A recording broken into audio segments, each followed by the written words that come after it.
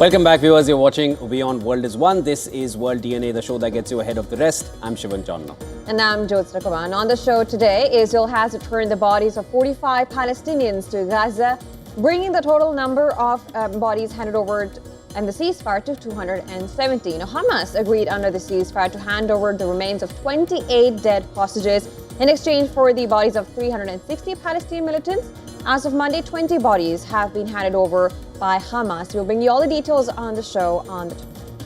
Also on World DNA, from the mayoral race of New York, US President Donald Trump has now said that he would be reluctant to send federal funding to New York if left-wing frontrunner Zoran Mamdani is elected mayor of America's biggest city this week. Mamdani suggests standing up to bullies in response to Trump's funding threat. We'll bring you all the latest on that. Let's start with the headlines. This is World DNA.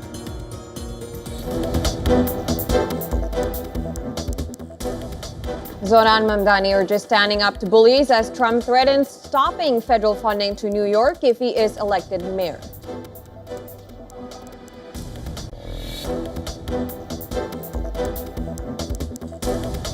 Two arrested in Michigan for allegedly planning to carry out an attack on behalf of the Islamic State over the Halloween weekend.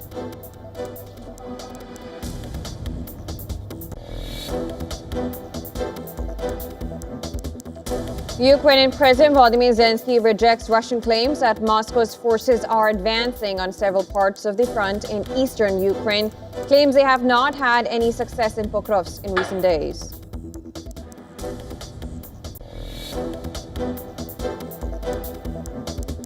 Israel Defense Forces say they have killed two Hezbollah operatives in separate strikes on southern Lebanon as violence escalates on the northern frontier of Israel.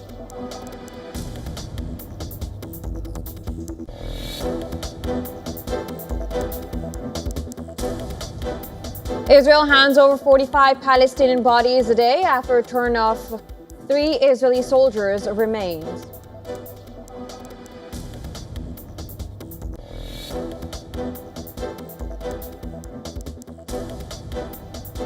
Pakistan's Director General Inter-Services Public Relations Lieutenant General Ahmad Sharif Chaudhry says that the conditions set by Afghanistan hold no significance and only the elimination of terrorism matters to Pakistan.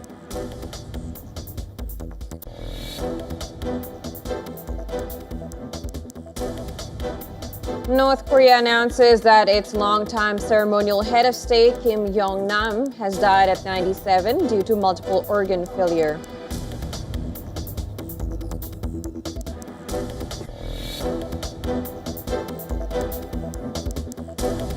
Medieval tower under renovation collapses in central Rome. Trapped worker rescued but dies in hospital.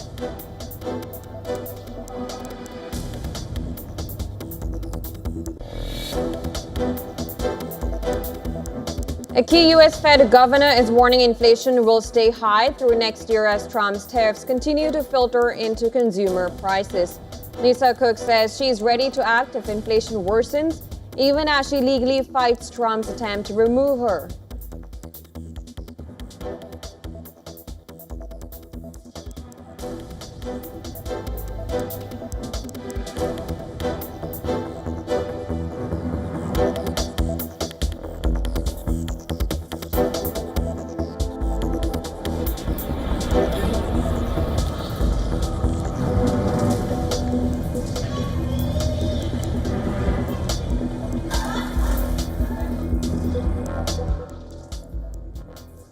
U.S. President Donald Trump has said that he will restrict federal funds for New York City, and that is if Democrat candidate Zoran Mamdani wins the city's mayoral election. And of course, this statement came on his Truth Social platform. Trump said it's highly unlikely that he'd provide federal funds beyond the minimum if Mamdani wins. He went on to call Mamdani's principles a complete failure and said New York City would face economic and social disaster under Mamdani's leadership. Trump added he'd prefer to see a Democrat, with a proven record of success. While speaking to reporters aboard Air Force One, Trump once again called Mamdani a communist. It's a disaster waiting to happen. We can't have a communist in charge of a great, supposedly free enterprise, kind of a representative city. So I think if you have a communist mayor, I think it's going to be very tough for him and for the city. In response to US President Donald Trump's threat to withhold federal funds from New York City, mayoral candidate Mamdani has urged New Yorkers at his final campaign rally to stand up to bullies. Listen to this. I will address that threat for what it is. It is a threat. It is not the law. And too often we treat everything that comes out of Donald Trump's mouth as if it is already legal just by virtue of who is saying it. And it is time to finally stand up to the bullies that make these threats, not to become the bullies ourselves. And we've seen time and time again that the best way to respond to Donald Trump and to defeat these kinds of threats is to actually stand up and fight back. After Donald Trump, tech billionaire Elon Musk has also thrown his support behind Andrew Cuomo, advising voters to reject Zoran Mamdani in mayoral race. In response, Mamdani has accused both Trump and Musk of fearing his progressive agenda, as he calls it. He said they were worried his leadership would achieve the goals that they've promised but failed to deliver. Mamdani added they fear the power of an example that shows it doesn't have to be this hard to call this city home. Polls show Mamdani leading against former New York Governor Andrew Cuomo, who is running as an independent after losing to Mamdani in the Democratic primary, and Republican nominee Curtis Silver, the founder of the Guardian Angels. At Washington Square Park near New York University, young voters weighed in on the mayoral race. Some described the election as a broader referendum on the city's direction, while others said that it highlights deepening political divisions across the country.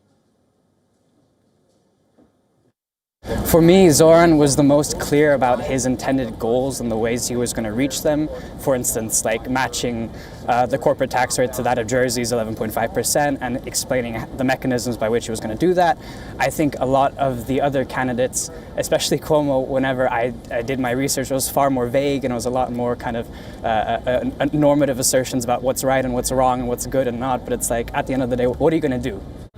Having someone create such a big platform from a grassroots standpoint against someone like Cuomo, who's gotten billions of dollars from investors and even recently got endorsed by Trump, I believe. It's kind of a test to see, like, can we still do this as a democracy, or are we going to fall the way that we've been following ever since, I guess, 2016? And for more on this, our correspondent Susan Terani has sent us this report from New York. Listen in. I'm standing outside Gracie Mansion, the official residence of the next mayor of New York City. On November 4th, New Yorkers will cast their ballots in a high-stakes mayoral race between Zoran Mamdani, the Democrat, Andrew Cuomo, who is running as an independent, and Curtis Sliwa, the Republican candidate. This election comes almost exactly 1 year before the 2026 U.S. midterm elections, making it more than just a local contest. What happens here could ripple out to shape the national mood, party strategies, and how voters respond to broader issues across the country. From housing affordability to public safety to rebuilding trust in government, the next mayor has a long list of challenges to tackle. With this race becoming a national reference point, all eyes are now on New York City. Susan Tehrani reporting from New York for WION World is One. Now let's start with our updates from West Asia. The Red Cross has confirmed that Israel has handed over the bodies of 45 Palestinians a day after Hamas returned the remains of 3 hostages. And Israeli officials identified the 3 as troops who were killed in the Hamas-led attack on 7th of October 2023 that triggered the war. Since the U.S. brokered ceasefire came into effect on 10th of October, Hamas has released the remains of 20 hostages, with 8 now remaining in Gaza. The parents of the deceased hostage, Omer Nutra, expressed relief after their son's body, along with that of 2 others, was returned to Israel from Gaza. For 758 days, we lived between hope and heartbreak. Today, that long night ends with the knowledge that Omer is finally home. For each hostage return, Israel has been releasing the remains of 15 Palestinians. With Monday's return, the bodies of 270 Palestinians have been handed back since the start of the ceasefire. The director of forensic medicine at Nasser Hospital said some of the bodies received were in state of advanced decomposition, making identification difficult. Meanwhile, Israeli Prime Minister Netanyahu's office said that he is not allowing safe passage for 200 Hamas operatives.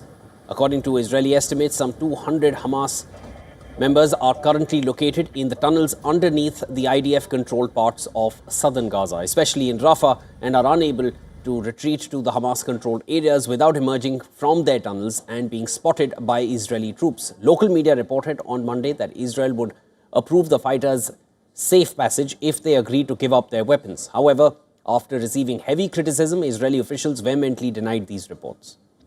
Now, violence escalates on the northern frontier. Israeli Defense Forces say it has killed 2 Hezbollah operatives in separate strikes on southern Lebanon.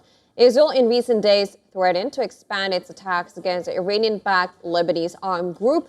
In a preliminary toll, the ministry said that an Israeli enemy strike on Nabatea district killed 1 person and wounded 7 others. The second strike on Bint Jbeil district also killed 1 person. Israel has repeatedly bombed Lebanon despite a November 2024 ceasefire that sought to end over a year of hostilities with Hezbollah, escalating attacks in recent days. It warned on Sunday that it would intensify its attacks against the group, with Israeli Defense Minister Israel Katz claiming Hezbollah was playing with fire and the president of Lebanon is dragging his feet.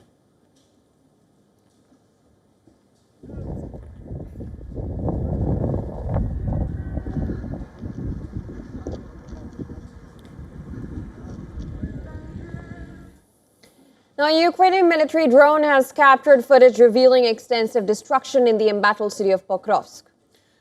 Pokrovsk is a key target in Russia's ongoing offensive in eastern Ukraine. Russia claims to have advanced in this city, while Ukraine asserts that its forces are still holding on, despite intense fighting and difficult conditions. The city, a major transport hub, has been under relentless bombardment for months now, with both sides trading accusations over the severity of the attacks. The Ukrainian President Volodymyr Zelensky has once again denied recent Russian claims of advancement in Pokrovsk, stating that Russian forces have not had any success in the area in recent days. He also added that around 300 Russian troops are still remaining in the region. Pokrovsk, the enemy has had no success in recent days. About 26% to 30% of all combat actions on the front are taking place in Pokrovsk. Regarding the use of glide bombs, 50% of all glide bomb deployments are directed at Pokrovsk. So you can understand how difficult it is for our soldiers. In Pokrovsk, as we said earlier, there are several hundred Russian personnel. We estimate there are between 260 and 300 Russians there. Zelensky has confirmed that representatives from the US will arrive in Ukraine next week to discuss a drone deal under which the US is reportedly set to purchase Ukrainian drones, in what can be called as another significant step in Ukraine's efforts to boost its defense industry and reduce reliance on external suppliers. He has announced that Ukraine will establish arms export offices in Berlin and Copenhagen this year. The offices will focus on co-production and export of weapons and joint production.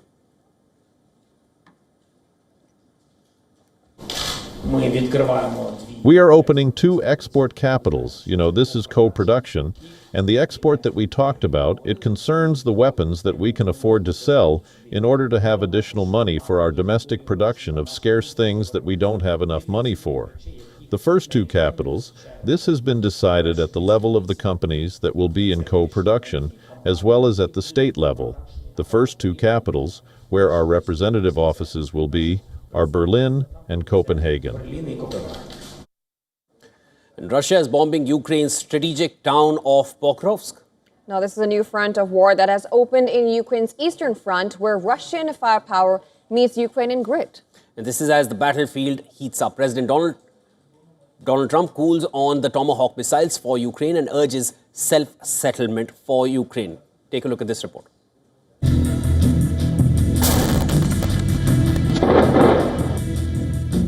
The battlefield is red hot.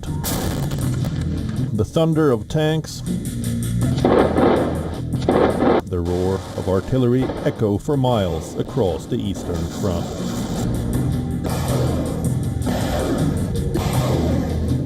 Russia is grinding into the strategic town of Pokrovsk with its most punishing assault yet. Russian troops are clawing through defenses, street by street, house by house, village by village. Moscow claims its forces have destroyed Ukrainian formations near Pokrovsk's railway station and industrial zone. Russia calls it a tactical advance, but on the ground it's pure devastation. Once an industrial town is reduced to dust and silence. We can obviously Russian infiltration troops are moving very deep into the city, on the northwest corner, the northern corner. To what extent they control this whole area is kind of unclear, but it is clear that the last week or two, Russia has accumulated a larger and larger force in the city. Different estimates put at maybe 200-300 or more soldiers, and clearly that as more soldiers enter the city, Russia's getting a better kind of a degree of control over the city itself. Ukraine is staring at a new nightmare in Pokrovsk. For its exhausted soldiers, this isn't just another battle, but a hell reborn.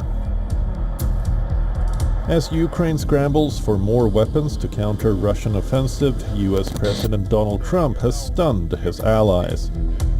Trump has poured cold water on the prospect of supplying Tomahawk missiles to Ukraine, a clear sign Washington's future support could hang in the balance. Administration provide Ukraine with long-range Tomahawk missiles? Is that something that you're not considering that? No, not really. Trump's statement follows a period of public ambiguity. The Tomahawks, with their formidable 2,500-kilometer range, are a prime request for President Volodymyr Zelensky, who seeks the capability for deep strikes into Russian territory, potentially reaching targets as critical as Moscow. But Russia has issued sharp warnings against such a provision. Beyond the weapons decision, Trump offers a remarkably hands-off assessment of the nearly 4-year-old war. He has a stark message to Kyiv and Moscow. Settle the war yourselves. As the world debates who should help Ukraine fight, for Kyiv it's clearly a test of endurance. Bureau Report, WION World is One. And U.S. War Secretary Pete Hegseth kicked off his visit to South Korea with a dramatic stop right at the world's most heavily fortified border, the Demilitarized Zone, or DMZ.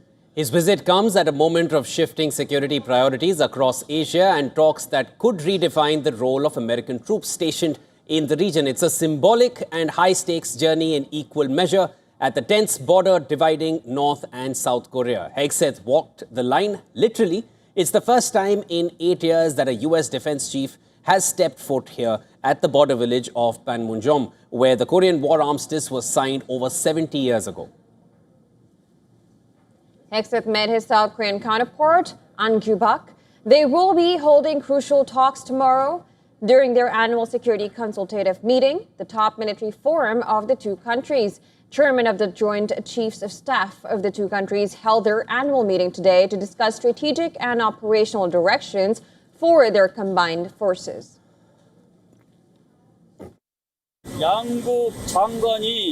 He added that the very fact that the ministers of both countries came directly to Panmunjom is the most symbolic thing for the ROK-US alliance, and that he is satisfied that the two countries are operating while building a firm combined posture more than at any other time. Now, the future shape of America's military role in Asia could begin to take form this week. At stake, Washington's push to give its 28,500 troops in South Korea a more flexible regional mission. That could see American forces operating beyond the Korean peninsula, responding to broader threats, including defending Taiwan and countering China's growing military reach. But Seoul has been cautious. It wants to keep U.S. troops focused on the North Korean threat, even as it strengthens its own military capabilities. That expansion aligns with Washington's call from President Donald Trump for allies to shoulder more of the cost of hosting U.S. forces. Hegseth's visit also sends a pointed message to Pyongyang, which continues to ramp up missile tests and reject dialogue appeals from both Trump and South Korean President Lee Jae-myung. Before arriving in Seoul, Hegseth met ASEAN counterparts in Malaysia and visited Vietnam. His visit is part of a broader regional tour aimed at building defense partnerships across the Indo-Pacific.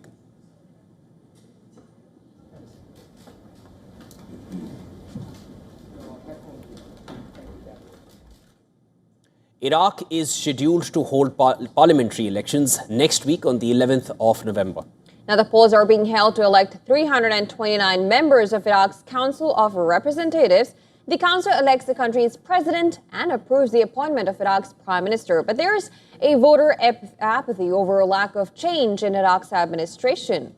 Now, in the last general election, influential Iraqi Shia cleric Muqtada Sadr's factions had won the highest number of seats in the council, but the group later withdrew from parliament, and it paved the way for the coordination framework to control crucial decisions. Now, this time, Sadr has decided to boycott the election and asked his followers to do the same. Now, this has triggered greater apathy among people. Few hold on to hope and the unsaid responsibility to vote with little choice on the ballot. Listen in.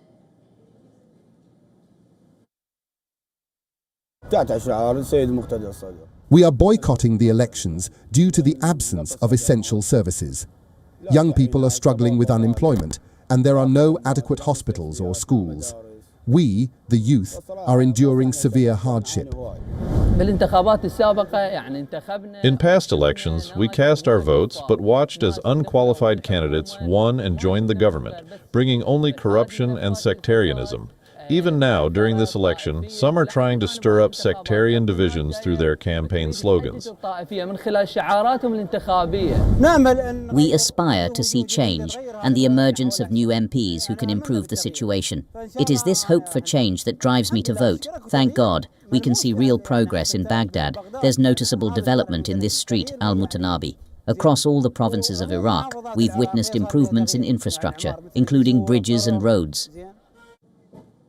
All right, now it's a time for a very short break on World DNA. Don't go anywhere, we'll be right back. Now we'll start with Pakistan government, which is seeking support from the Pakistan People's Party for the 27th constitutional amendment, which aims to restructure the country's judicial, administrative, and military. We'll get you all the details on the other side.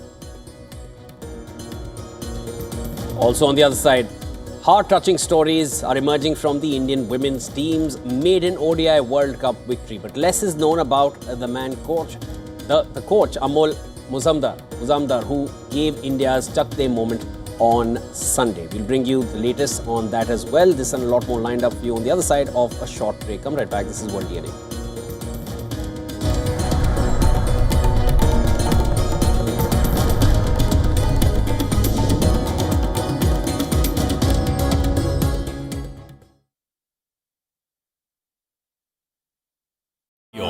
India's global voice, the channel that brings you the biggest stories from across the world through India's lens. Now available in more than 190 countries worldwide. Because we believe that the world is one. Watch us in Africa, Europe, USA and Canada, South America, Asia Pacific, Middle East and North African regions. Also available on these digital platforms across the world. WION. World is one.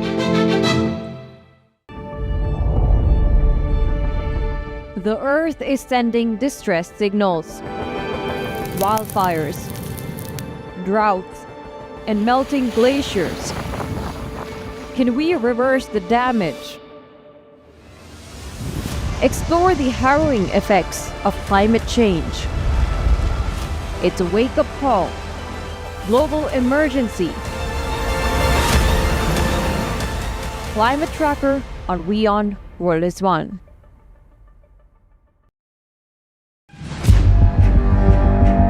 Where darkness hides behind every corner. Where the truth is stranger than fiction. A show that dives deep into the stories which shock and mystify. Unsolved murders. Psychopaths who defy explanation, international war crimes, and millions swindled in financial fraud. The victims, the accused, and the sinister plot. Prime Crime is your front row seat. to darkness.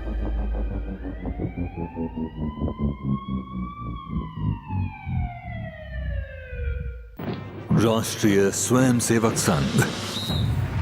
To some, it's an extreme ideology. To others, it's the very soul of India. To some, it's rebellion. To others, it's a principle of nation building. Coming soon to challenge perceptions in RSS Centenary Year, Kesariya at 100.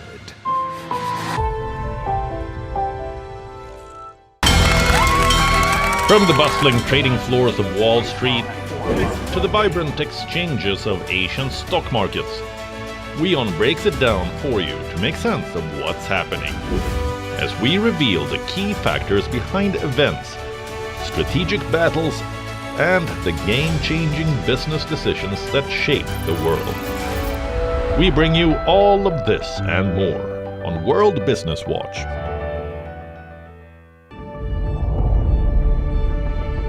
The Earth is sending distress signals. Wildfires, droughts, and melting glaciers. Can we reverse the damage? Explore the harrowing effects of climate change. It's a wake-up call. Global emergency. Climate Tracker on WION World is One. WION, India's global voice, the channel that brings you the biggest stories from across the world through India's lens. Now available in more than 190 countries worldwide, because we believe that the world is one.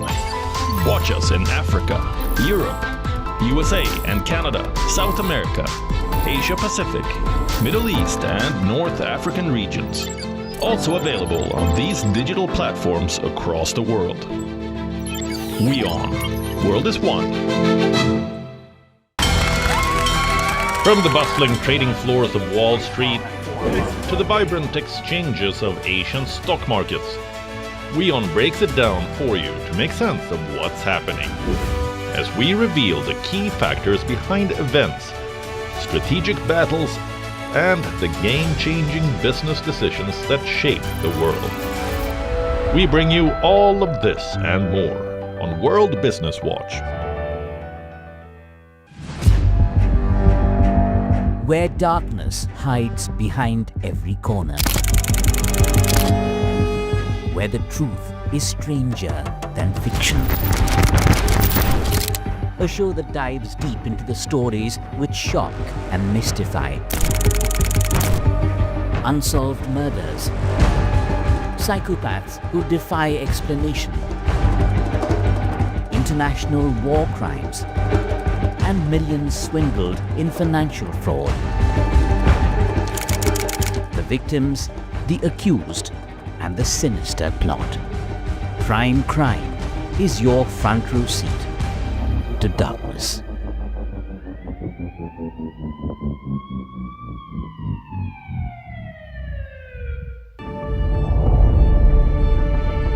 The Earth is sending distress signals. Wildfires, droughts, and melting glaciers. Can we reverse the damage? Explore the harrowing effects of climate change. It's a wake-up call. Global emergency. Climate Tracker on WION World is One.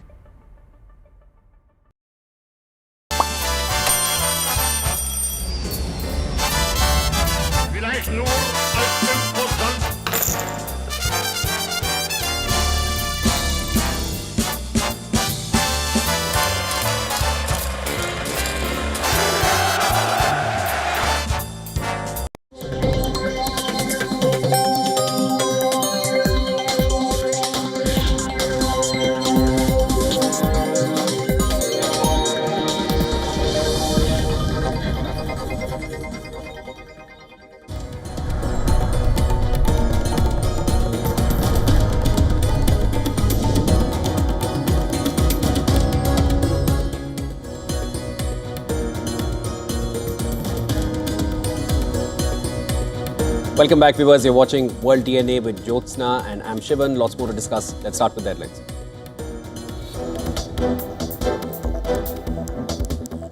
Pakistan Muslim League Nawaz delegation led by Prime Minister Shehbaz Sharif approaches President Asif Ali Zardari and the Pakistan People's Party for support on the proposed 27th constitutional amendment.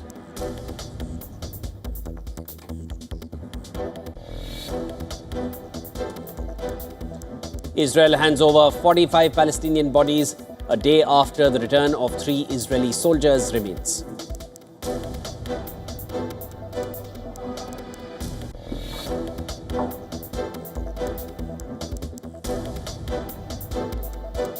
The Israeli Defense Forces say it has killed 2 Hezbollah operatives in separate strikes on southern Lebanon as violence escalates on the northern frontier.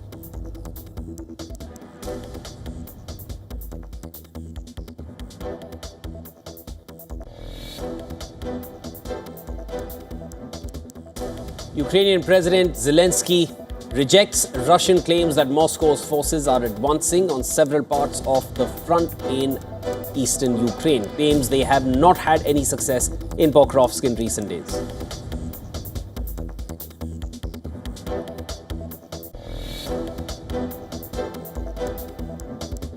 U.S. President Donald Trump takes aim at New York City mayoral candidate Zohran Mamdani, calling him a communist and warning that the city would face complete and total disaster if he wins.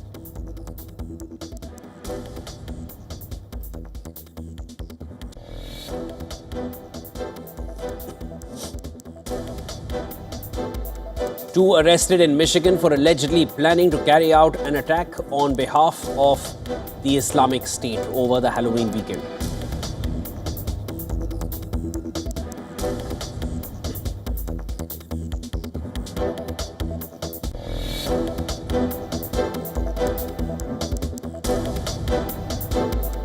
Medieval tower under renovation collapses in central Rome. Trapped worker rescued but dies in hospital.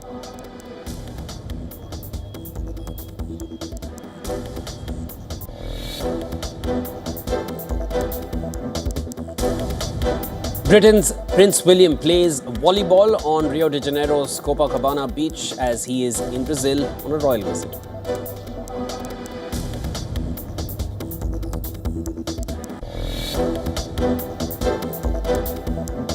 The Magnificent Seven stocks have gained for 7 consecutive months, marking the second longest streak over the last decade.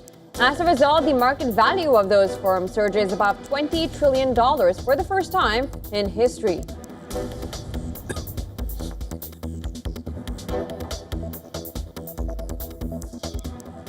Now, Pakistan government is seeking support from the Pakistan People's Party for the 27th constitutional amendment, which aims to restructure the country's judicial, administrative, and military. It is seeking to enshrine the military rank of Field Marshal in the Constitution in a bid to extend the tenure of Asim Munir, the current Chief of Army Staff and Field Marshal. Now, currently, Field Marshal rank awarded to General Munir earlier this year has no defined legal status in the Constitution. The proposed amendment to Article 243, which governs the command of the armed forces, potentially alters the civil-military balance. By amending Article 243, the Sharif government is effectively attempting to give Field Marshal Asim Munir a secure and extended position, potentially for life. This was revealed by PPP Chairman Bilawal Bhutto Zardari. He said that the PMLN delegation led by Prime Minister Shehbaz Sharif sought his and President Asif Ali Zardari's support for approval of the 27th constitutional amendment. Confirming the details of the meeting, the PPP chairman stated that his party would decide on the matter in the Central Executive Committee meeting on 6th of November after President Zardari returns from Doha. Now, Bilawal revealed that the legislation put forward by the Pakistani government focused on key power centralization moves. Now, this includes establishing a new constitutional court, restoring the system of executive magistrates, granting the federal government authority to transfer judges, as well as the highly controversial plan to remove the constitutional guarantee protecting provincial NFC funding. And FC do part of there. Apart from significant changes to the military command via Article 243 and the return of subjects like education to the Federation, Bilawal Bhutto revealed that the amendment aims to bring education and population planning back under federal control and resolve the stalemate on appointments to the Election Commission of Pakistan. Now, the Pakistan government is forging ahead with the proposed amendments, having summoned both houses of parliament today for critical deliberations, with the proposed 27th constitutional amendment triggering a political firestorm. It faces strong condemnation from the PTI, whose chief Imran Khan questioned the legitimacy of the process itself. In a statement on X last month, he said that it was better to declare monarchy as what existed today was dictatorship.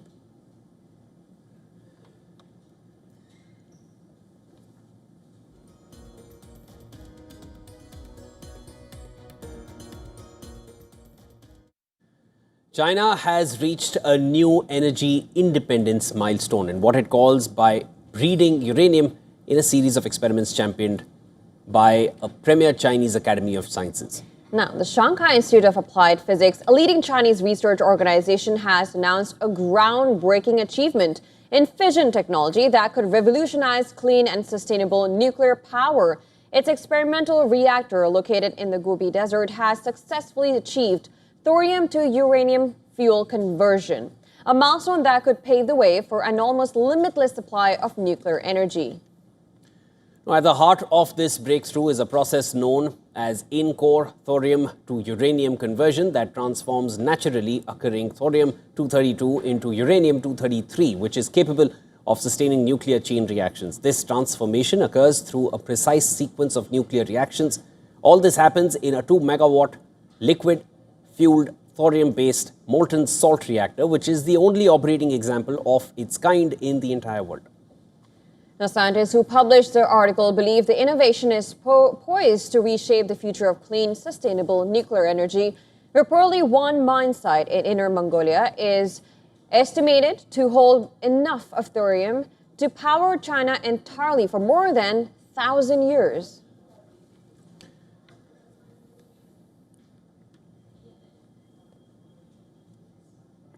And in the turquoise waters of South China Sea, Vietnam is challenging Beijing's grip on one of the world's most important maritime thoroughfares. According to a report by the Wall Street Journal, Vietnam has built out a series of remote rocks, reefs and atolls over 4 years. It aims to create heavily fortified artificial islands that expand its military footprint in the Spratly Islands. This will be a vital resupply route for the US military should a conflict break out over Taiwan. Now, Vietnam has created new land on all 21 rocks and so-called low-tide elevations that it occupies in the Spratlys. The Spratlys is an archipelago where Hanoi's claims clash not only with China's, but also with those of Taiwan, the Philippines, Malaysia, and Brunei.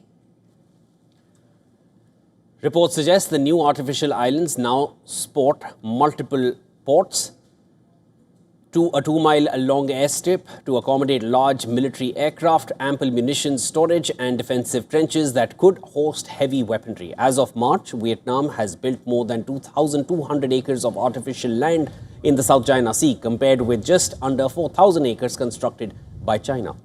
Now, China claims nearly the entire South China Sea, a waterway that carries $3 trillion in global trade each year. Contested South China Sea boasts rich oil and gas reserves and could play a key role in a conflict over Taiwan. But Vietnam, the Philippines, and Malaysia say that Beijing's claims violate international law, especially in the 2016 Hague ruling that dismissed China's 9-dash line. ASEAN nations are watching closely, wary that Vietnam's moves could trigger another escalation. But for Hanoi, it's a calculated risk, standing firm against what it calls China's creeping expansion.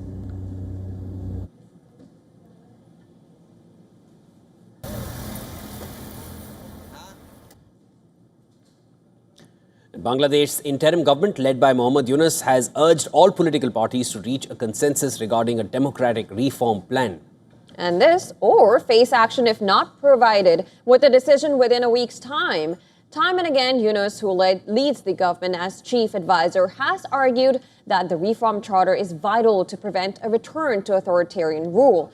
Key parties signed the document at a ceremony in October, but some said it must be ratified by the referendum. Asif Nazrul, who holds the law portfolio in the interim government, has said that despite holding discussions for a long time, political parties still have disagreement.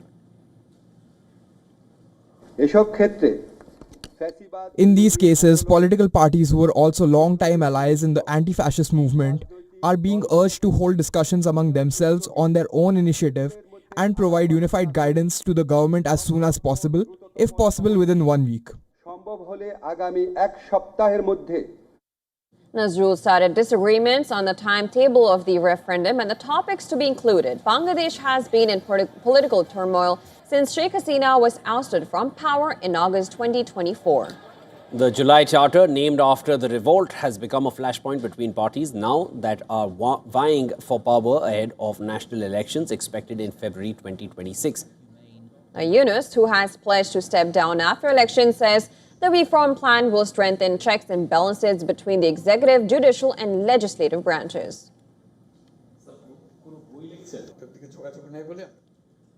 Now he beats the impossible odds. The only survivor of June's Air India crash says he still struggles to accept he was the lone person to walk away from the wreckage. In an interview with Sky News, Vishwas Kumar Ramesh said that the pain of losing his younger brother in the crash continues to weigh heavily on him. He described how the accident not only shattered his family but also left him mentally drained and confined mostly to his home. Everything is changing after that crash. Like me, mentally, physically, also my family is, whole family broke down. For me, everything for me, like, he's giving me like backbone. He give me all the time, he support me. But still, I'm not believe that is not more. Now, Ramesh was seated near an emergency exit on the Boeing 787 Dreamliner flight bound for London when tragedy struck on June 12. The aircraft crashed shortly after taking off in Ahmedabad, killing 260 else on board. It was one of India's worst air disasters in years. The lone passenger defied near impossible odds to walk away from the crash, literally with minor injuries. Investigators say the plane lost power seconds before impact after both fuel control switches were moved from run to the cut-off position, starving the engines of fuel. The preliminary report found that the ram air turbine or RAT system deployed automatically as designed when the engines failed, but it could not restore thrust in time to prevent the deadly crash.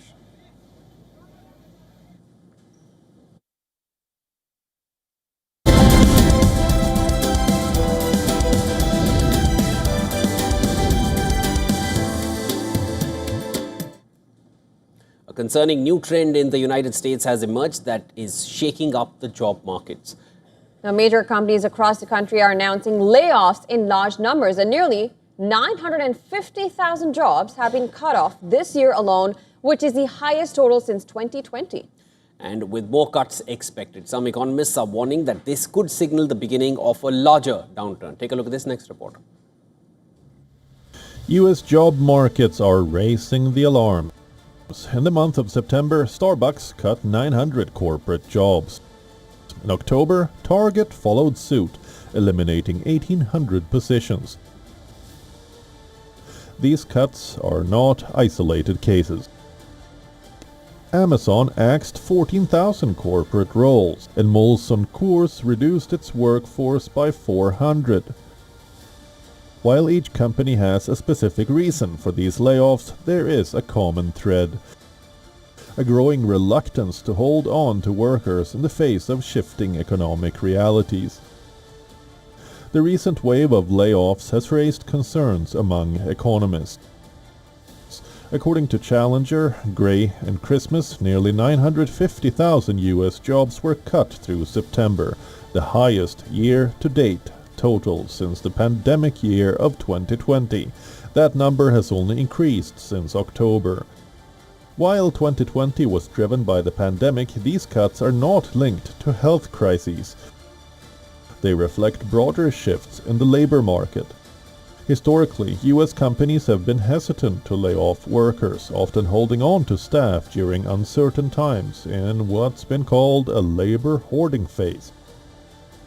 But with fewer available jobs and economic pressures from inflation and tariffs, many businesses are now choosing to cut labor costs. The number of layoffs is particularly high in government sectors, with nearly 300,000 job cuts reported by challengers so far this year. But industries like tech and retail are also feeling the impact. Southwest Airlines, for example, just announced its first major layoffs in history. This shift has been exacerbated by new technology, especially AI, making it easier for companies to streamline operations and reduce their dependence on human workers. And it's not just tech companies. Retailers like Target and Amazon have embraced automation in warehouses, and some are starting to automate their customer service roles as well. So what does this all mean for the job market? While many economists are cautious about calling it a full downturn, they agree that the situation is worth watching closely. The labor market is cooling, but it's not yet in free fall. The biggest concern now is if this trend spreads beyond the tech and retail sectors, as companies turn to more temporary workers to fill gaps. Many are left hoping that the storm will pass. But with the number of layoffs continuing to rise, the next few months could tell us just how far this trend will go. Business Bureau, WION, World is One.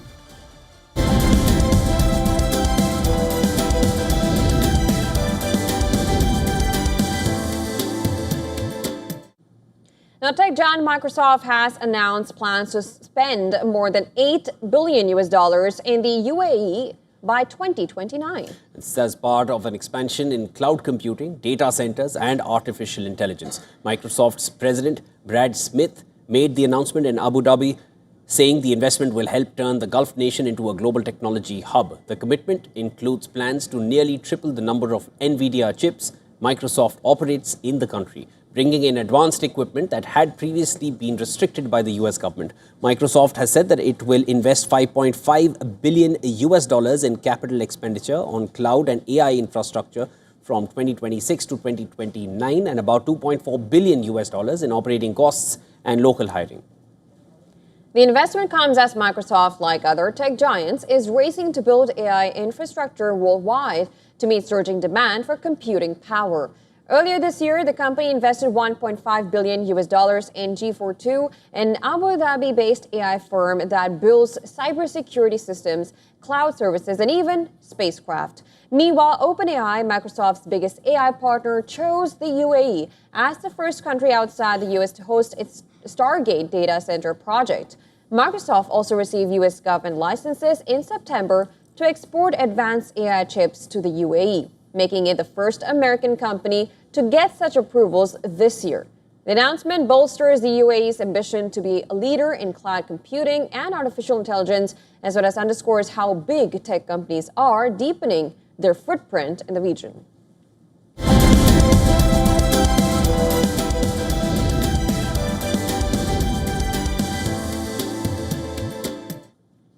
The women in blue conquered the world, and behind their victory stands a man whose determination reshaped Indian women's cricket.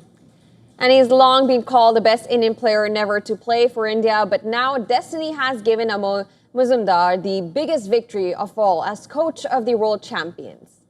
Now, it was this image that you're seeing on the screen right now that said it all. Moments after lifting the trophy, Captain Harmanpreet Kaur touched Muzumdar's feet in a heartfelt gesture of gratitude, a sign of the deep respect the team has for the man who built belief when there was doubt and stability when there was change. Sir's contribution in the last 2.5 years has been amazing. A lot changed in our dressing room after his arrival. Before that, coaches were changing frequently. We didn't know how to bring things forward. But after Sir came, everything became stable and smooth. He gets a lot of credit for building this team. He made us practice day and night, repeating the things we needed to improve. So I think his contribution been great for the entire team, and I'm really happy that we got opportunity to work with him. Now, one of the most poignant tales from his early days goes back to his school cricket. A young Amol Majumdar sat padded up during the famous 664-run partnership between Sachin Tendulkar and Vinod Kamble in a Harris Shield match, waiting endlessly for his turn to bat. That two-day wait would come to define a career of patience and perseverance. Majumdar knows what it means to wait for your moment. A stalwart of domestic cricket, he piled up over 11,000 first-class runs, scored 30 centuries, and even held the record for the highest score on Ranji Trophy debut, a massive 260 for Mumbai. Yet, the India cap never came. But fate had another plan to let him script one of India's greatest moments as coach, guiding the women in blue to World Cup glory. After the win in Navi Mumbai, an emotional Majumdar summed it up beautifully. If you want something dearly and manifest it while working hard, the universe conspires to give it to you. And indeed, it did.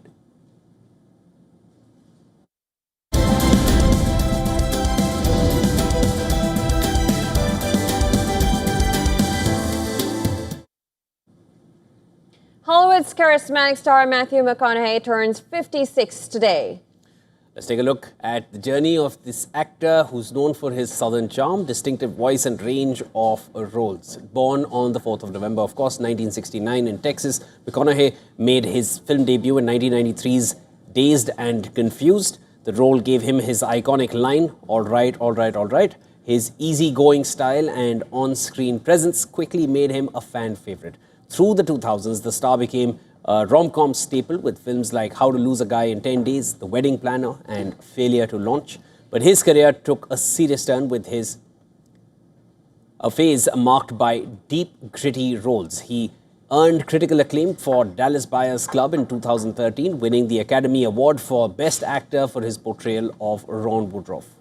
A cowboy diagnosed with AIDS, the Oscar-winning actor continued to shine in projects like Interstellar, True Detective, and The Gentleman. His portrayal of complex, morally gray characters earned him global praise over the years. The 56-year-old has been in the spotlight for his outspoken political views and his shift towards advocacy, sparking both praise and criticism. McConaughey has openly spoken about the desire to bridge divides and even hinted at political ambitions. Today, Matthew McConaughey continues to inspire both on and off screen.